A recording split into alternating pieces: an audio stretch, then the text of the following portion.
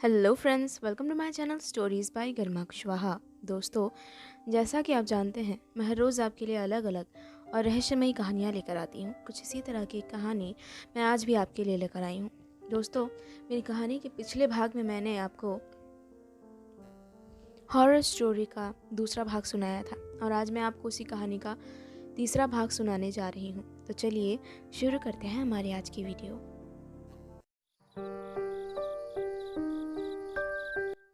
Charles और Irene दोनों Charles के घर के सामने थे। चार्ल्स ने आयरीन से कहा, आयरीन, मुझे बहुत अच्छा लगा कि तुम मेरे साथ आई। क्या तुम अंदर चलोगी? मुझे अच्छा लगेगा। हाँ, क्यों नहीं। वो दोनों अंदर गए और कुछ ही देर में चार्ल्स के सर्वेंट्स उनके लिए कॉफ़ी बना कर ले आए। वो दोनों बैठकर बातें करने लगे। चार्ल्स को अभी भी हल्की ठंड महसूस हो रही थी, इसलिए उसने फायर प्लेस में आग जला ली। अंधेरा ढलने लग गया था। आयरीन, तुमने मेरी इतनी मदद की, उसका बहुत शुक्रिया। पर उनकी कही हुई बातों का मुझे कोई मतलब समझ नहीं आया। मुझे उनकी कही हुई बातों का कोई फ़ायदा नज़र नहीं आ रहा। चार्ल्स, मैं जानती हूँ कि तुम्हें उनकी कही हुई बातें अजीब लगी होंगी, पर उनके काम करने का यही तरीका है। वो अपनी बातें कभी सीधे नहीं बताते। वो सिर्फ एक पहेली तुम्हें दे देते हैं और ये तुम्हारा काम है कि तुम उस पहेली को किस तरह सुलझाओगे। और उनकी कही हुई बातों में मुझे यकीन है कोई ना कोई पहेली छुपी है और उस पहेली में ही तुम्हारा हल छुपा हुआ है। उन्होंने क्या कहा था? उन्होंने कहा था कि एक अंधेरा जो मेरे अतीत से जुड़ा है, अगर मैं उस अंधेरे में देख पाऊँ तो मेरा आज साफ हो जाएगा। तुम्हारा अतीत, क्या मतलब हो सकता है इसका? मेरा अतीत जुड़ा हुआ है मेरे, आई डोंट नो। मेरा अतीत किससे जुड़ा हुआ है? हम सभी का अतीत हमारे घर से, हमारे परिवारों से जुड़ा होता है, मेरे नज़रिए से। वैसे हाँ, वैसे तुम ठीक कह रही हो।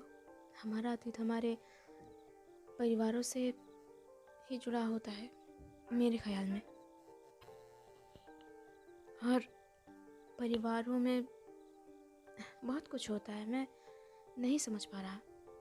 ऐसा कुछ अजीब जो तुम्हारे अतीत में तुम्हारे परिवार के साथ जुड़ा हुआ हो। मेरे परिवार के साथ सब कुछ अजीब ही होता रहा है अब तक। मैं कैसे बताऊं तुम्हें? तुम तो जानती ही हो, अंकल जॉर्ज का गायब हो जाना, ग्रैंडपा थॉमस का गायब हो जाना, ये सब चीज़ें मेरे अतीत से ही जुड़ी हुई हैं। हाँ, तो कभी तुमने पता लगाने की कोशिश की कि वो कैसे गायब हो गए? नहीं, कभी ज़रूरत नहीं पड़ी। मैंने इन बातों में कभी ज़्यादा ध्यान नहीं दिया। तो मेरे ख्याल में तुम्हें अब देना चाहिए, चार्ल्स। शायद इससे तुम्हें कुछ मदद मिले। कोशिश करो अपने अंकल या अपने ग्रैंडपा के बारे में ज़्यादा से ज़्यादा जानकारी जुटाने की। वो कैसे गायब हुए, आखिरी वक्त उनके साथ क्या हुआ, जब आखिरी बार उन्हें देखा गया तब इस घर में और कौन कौन था। तुम ठीक कह रही हो। मेरा ख्याल है कि मुझे अंकल जॉर्ज के कमरे से शुरुआत करनी चाहिए। ठीक है, फिर मैं भी तुम्हारी इसमें मदद करूँगी। कहाँ है उनका कमरा? उनका कमरा तीसरी मंजिल पर है। मैं वहाँ ज़्यादा जाता नहीं हूँ। वहाँ पे सिर्फ लाइब्रेरी है और कुछ पुराने कमरे। ठीक है, चलो हम आज जाकर वहाँ देखते हैं, क्या पता कुछ मिले। ठीक है आयरीन, चलो। कहते हुए वो दोनों ऊपर की सीढ़ियों की तरफ मुड़ जाते हैं। अब चार्ल्स को थोड़ा अच्छा महसूस हो रहा था। वो धीरे धीरे कदम दर कदम बढ़ते हुए ऊपर पहुँचे और उसके बाद कुछ ही देर बाद वो अंकल जॉर्ज के कमरे के सामने थे। इसकी चाबियाँ नहीं है मेरे पास। कोई बात नहीं, मैं मैं कोशिश करती हूँ। एक बार मेरे घर का भी एक ताला अटक गया था, तो मैंने उसे इसी तरह खोला था। कहते हुए आयरीन ने अपने बालों से एक पिन निकाली और उसने ताले को खोलने की कोशिश की। कुछ वक्त ज़रूर लगा, पर आखिरकार वो ताला खुल गया, और ताला खुलने के बाद ही वो बड़ा और विशाल कमरा उनके सामने नज़र आने लगा। उस कमरे में बहुत धूल भरी हुई थी और साथ ही बहुत गहरा अंधेरा था वहाँ। यहाँ तो बहुत धूल है, लगता है यहाँ सालों से कोई नहीं आया। हाँ आयरीन, ऐसा ही है, मुझे भी नहीं लगता दादी यहाँ नहीं आती होंगी। जाहिर सी बात है, वो बूढ़ी हो चुकी हैं। खैर चलो रोशनी करने की कोशिश करते हैं। इतना कहते हुए आयरीन ने वहाँ ढूंढकर एक कैंडल जलाई और कमरे में कुछ रोशनी हो गई। आयरीन नीचे के कमरों से कुछ और कैंडल्स ले आई और उसके बाद उन्होंने पूरे कमरे में अलग अलग जगहों पर कैंडल्स जला दी और पूरा कमरा रोशनी से भर गया। कमरे में हर तरफ कुछ किताबें रखी हुई थी। कमरा अभी भी बहुत सलीके से साफ सुथरा रखा हुआ था। ऐसा लग रहा था मानो वहाँ कोई रहता ही ना हो। किताबें उनकी जगह थी, हर चीज़ें वहीं पे थी, यहाँ तक कि अंकल जॉर्ज के लिखने की पेन, उनकी स्याही और उनका दवात, सब कुछ वहीं रखा था। और साथ ही रखी थी उनकी एक डायरी। अंकल जॉर्ज लिखते थे। चार्ल्स, तुम्हें भी लिखने का शौक़ है? नहीं, मैं ये सब चीज़ें नहीं करता, मेरे पास इनके लिए वक्त नहीं होता। वो पढ़ते भी थे, कमाल है।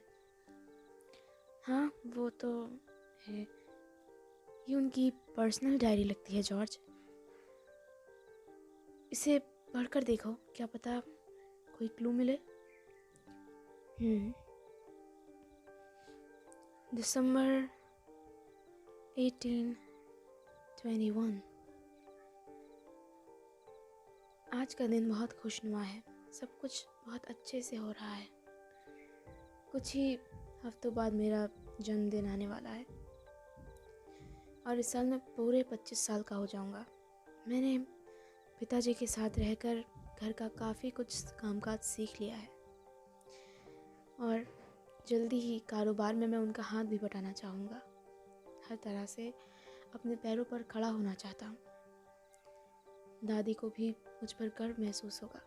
पता नहीं क्यों वो मुझसे ज़्यादा बात नहीं करती हैं, शुरू से ही।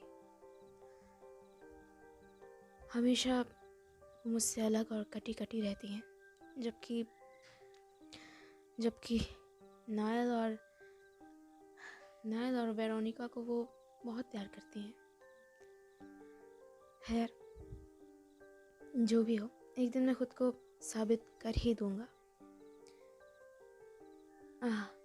इसमें कुछ खास नहीं है, तुम इसे एक बार पढ़ो तो, कम से कम कोशिश तो करो जॉर्ज की डायरी पढ़ने की। ठीक है, अगर तुम कह रही हो तो। वैसे मुझे पढ़ने का ज़्यादा शौक नहीं है, पर ठीक है, जैसा भी तुम कहो। देखो उनके पास पियानो है, वो तो काफ़ी आर्टिस्टिक पर्सनैलिटी मालूम होते हैं। हाँ शायद। खैर हाँ, ये कमरा बहुत अच्छा है। अगर कभी मौका मिला तो मैं इस कमरे को साफ करवा कर यहीं रहूँगा, है ना? हाँ, पर मुझे लगता है उनकी जो चीज़ जहाँ है उसे वहीं रहना चाहिए चार्ल्स। ये कमरा कभी उनका था, उनकी बहुत सी यादें जुड़ी होंगी इन कमरों के साथ। तुम कोई और कमरा क्यों नहीं देख लेते?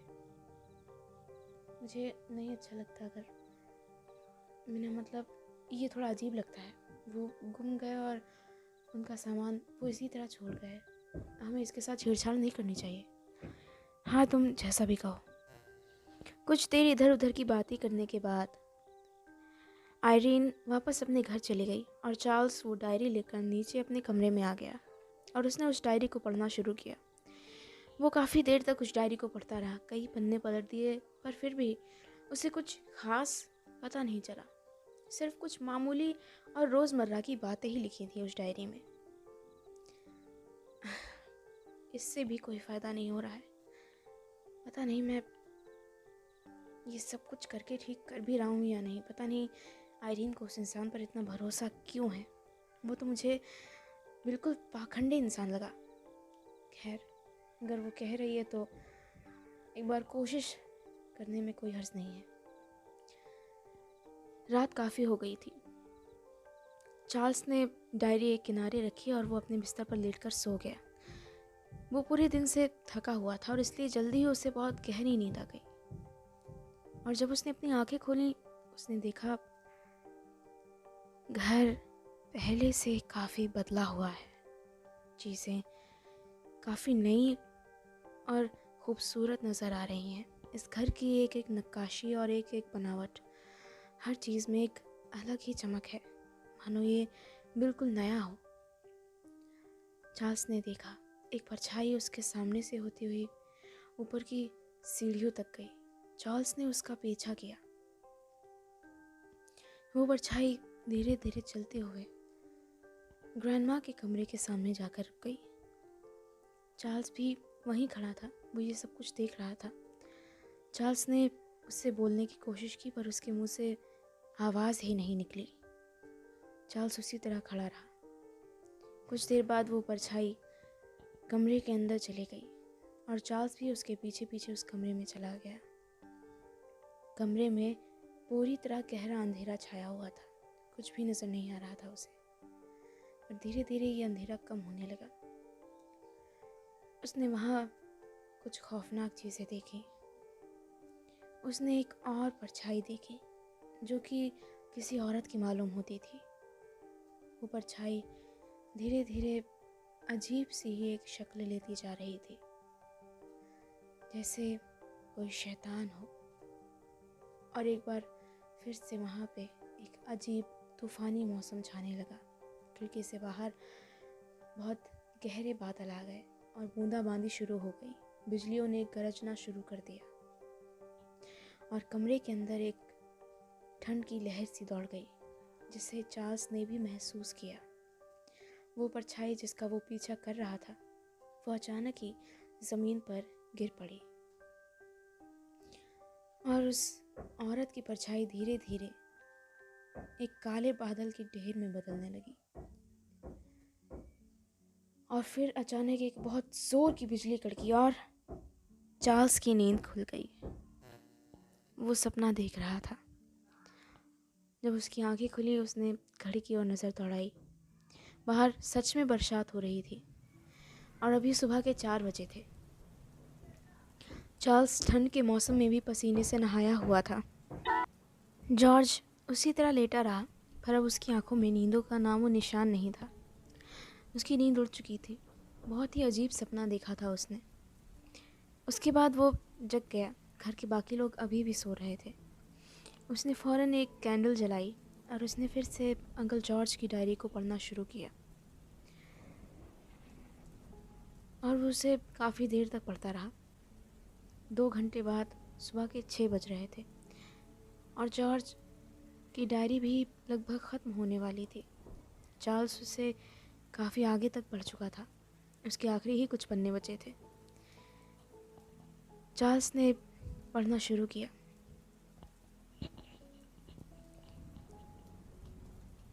28 जनवरी सन 1821।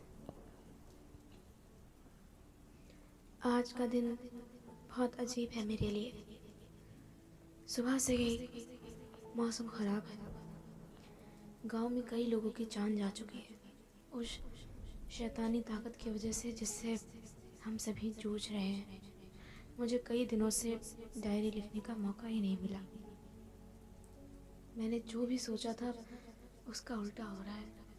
मैं चीज़ों को संभालना चाहता था, पर अचानक ही सब कुछ मेरे हाथों से निकलता जा रहा है। मुझे कुछ समझ नहीं आ रहा कि आखिर ऐसा क्यों हो रहा है। इधर कुछ वक्त से दादी की तबीयत ख़राब रहने लगी है। उन्हें अक्सर बहुत तेज़ बुखार आ जाता है और उसके बाद वो अपने कमरे में खुद को एक तरह से बंद कर लेती हैं। किसी को भी उनसे मिलने की इजाज़त नहीं होती। मैं उनसे बात करना चाहता था, उनसे मिलना चाहता था, पर मुझे उनके कमरे के अंदर जाने नहीं दिया गया। एक चीज़ जिस पर मैंने गौर किया है वो ये है कि उनके साथ ऐसा तभी होता है जब वो दरिंदा बाहर आता है। इन दोनों चीज़ों को मैं किसी तरह जोड़ नहीं पा रहा हूँ। अपने सवालों का कोई जवाब नहीं ढूंढ पा रहा हूँ। पर दादी को लेकर मुझे बहुत डर लगता है। उनकी तबीयत इतनी ख़राब है कि कुछ नहीं कह सकते, और इस वक्त उनका अकेला होना बिल्कुल ठीक नहीं है। उन्हें किसी की देखभाल की ज़रूरत है। मैं बस उन्हें एक बार देखना चाहता हूँ, पर कोई मेरी बात नहीं मानता।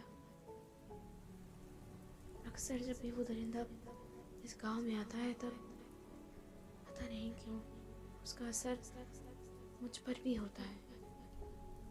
एक अजीब सी ठंडक महसूस होती है मुझे, और एक अजीब घबराहट और डर। मानो ऐसा लगता है कि मैं अपने परिवार से दूर हो जाऊंगा। ऐसा लगता है कि मैं सबसे बिछड़ जाऊंगा, और मैं नहीं चाहता कि मैं अपने परिवार से दूर हो जाऊं। रातों को बहुत अजीब और खौफनाक सपने नजर आते हैं जिनका कोई अर्थ नहीं निकलता, पर हाँ, वो मुझे परेशान ज़रूर कर देते हैं। और इसलिए मैंने फैसला किया है कि आज रात ही मैं ग्रैंडमा के कमरे में जाकर देखूंगा, उनसे बात करूंगा। वो घर की बड़ी हैं, वो ज़रूर मेरी मदद करेंगी। इसके आगे के सारे पन्ने बिल्कुल खाली थे। चार्ल्स पता नहीं लगा पाया कि आखिर इसके आगे क्या हुआ, पर हाँ, एक चीज़ जो उसने अंकल जॉर्ज की बातों में नोटिस की थी और जो आज भी उसके साथ हो रही थी वो ये थी कि आज भी मौसम वैसे ही ख़राब हो रहा था। जैसे कि अंकल जॉर्ज को ठंड महसूस हुई थी, वैसे ही चार्ल्स को भी हुई, और ग्रैंडमा को भी फिर से उसी तरह तेज़ बुखार आने लग गया है। आखिर इन सब चीज़ों का आखिर आपस में क्या कनेक्शन है? जॉर्ज कहाँ चला गया? उसके ग्रैंडपा कहाँ चले गए? और आखिर अब उसके साथ क्या होने वाला था? उसकी किस्मत का फैसला कौन करने वाला था? इन सभी रहस्यों से जल्दी ही पर्दा उठ जाने वाला था। तो दोस्तों, इसी के साथ ख़त्म होती है मेरी आज की कहानी। मेरी आज की कहानी आपको कैसी लगी ये मुझे कमेंट बॉक्स में कमेंट करके ज़रूर बताइएगा। अगर आपको मेरी वीडियोस अच्छी लगती हैं तो प्लीज़ मेरी वीडियोस को लाइक और शेयर ज़रूर कीजिएगा। अगर आप मेरे चैनल पर नए हैं तो चैनल को सब्सक्राइब ज़रूर कर लीजिएगा, और साथ ही साथ बेल आइकन दबा दीजिएगा ताकि आपको मेरी स्टोरीज़ के नोटिफिकेशन